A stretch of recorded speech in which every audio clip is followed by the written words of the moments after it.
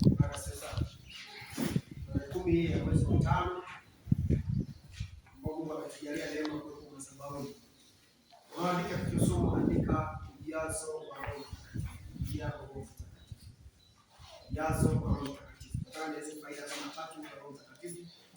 Kwa sababu leo ni nzuri kwa ajili ya kula kunywa kufurahi. Hizo faida 3 za Roho Mtakatifu kwa sasa hivi.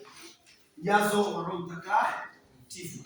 Tunasoma ujazo wa Roho Mtakatifu na faida zake za kuwa na Roho Mtakatifu.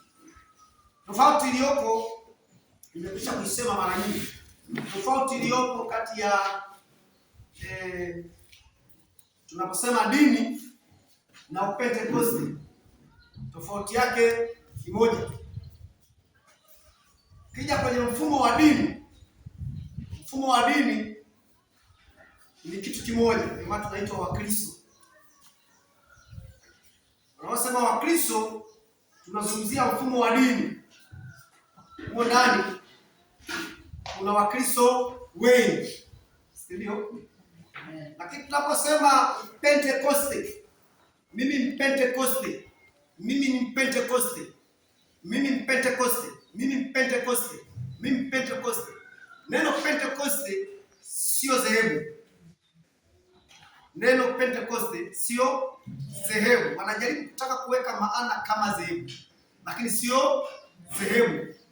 Pentecost ni siku ambayo kanisa lilikusanyika mahali pamoja, watu wakapokea nguvu ya ujazo wa Roho Mtakatifu. Siku ya Pentecost.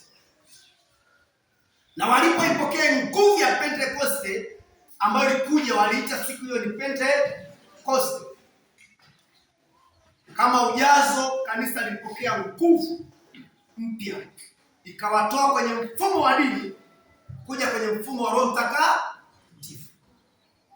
Sasa tunaposema Pentecost, tunazungumzia kuongozwa na Roho.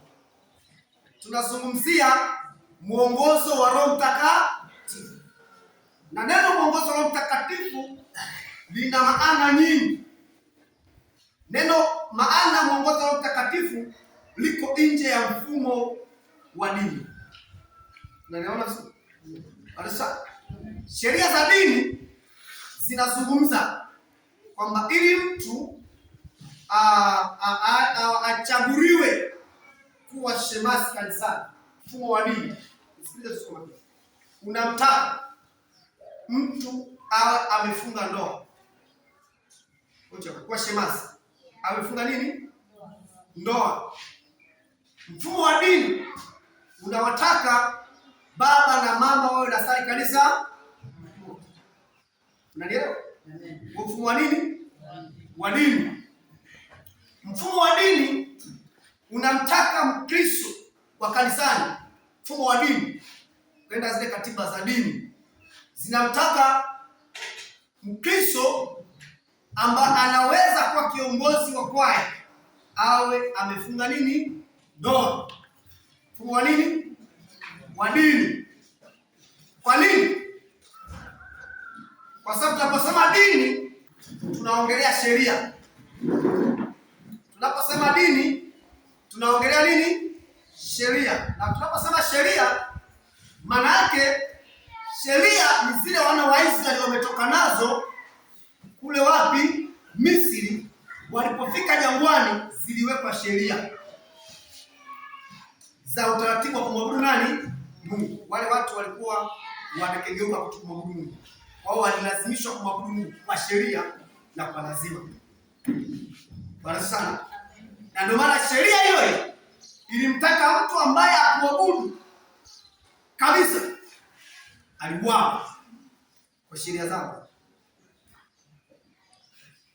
Na waitumia sheria hizo kwamba ili dhambi zote ambazo Mungu hataki waliziandika kwenye ukuta.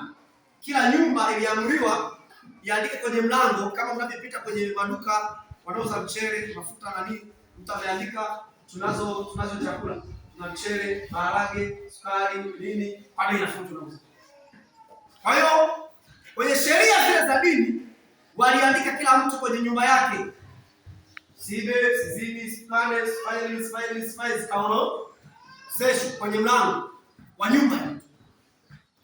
Sasa Pentekoste, Yesu hataki sheria ziandikwe tena kwenye vibao kwenye ukuta wa nyumba, wala zisielezewe maelezo kwenye ukuta. Kwa mfano saa hizi takuwa mimi nifundishe kwa kibao na sheria nimeweka sawa, na tukisikia kwamba fulani amevunja hii moja, kwa kuwa sheria zinasema aliyovunja moja alifungiwa jiwe la kusagia wapi?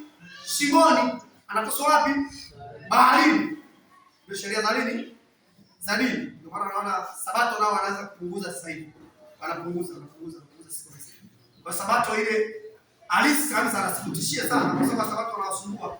Wanaambia watu wengine mnaabudu siku sio jua na nini. Lakini wamepunguza, vimefika mahali hawani Sabato haieleweki kama hivyo ndani. Kwa nini?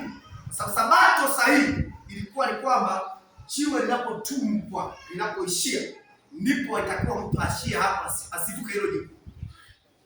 Ile la Agano la Kale ilikuwa kwa ukiokota jiwe, ukitupa huko linapoishia, uishie wapi? Hapa.